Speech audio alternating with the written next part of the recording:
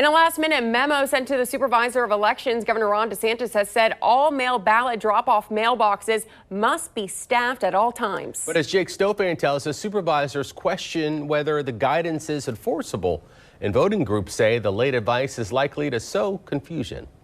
If you want to drop off your vote-by-mail ballot in person, you'll likely put it in a secure drop box like this one at an early voting site.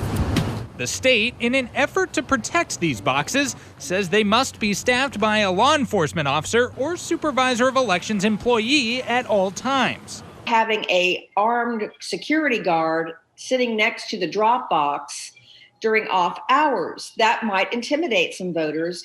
The memo went out just 5 days before the start of early voting. Why are they just issuing this now? Leon County Supervisor of Elections Mark Early already staffs his drop boxes, but says that isn't necessarily the case statewide. Some people hadn't planned on doing that because they maybe didn't think that was necessary. He's skeptical there's enough time for those supervisors to change their game plan. Trying to give guidance at the very last minute, it's not real helpful.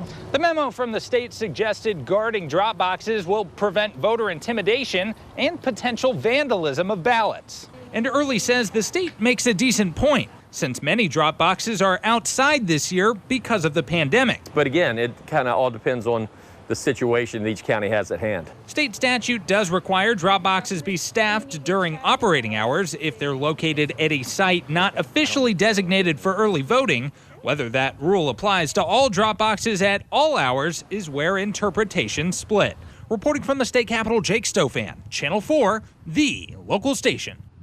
Now, we asked the Department of State if it has any enforcement authority if a supervisor does not staff a drop box, but we did not receive an answer by news time today.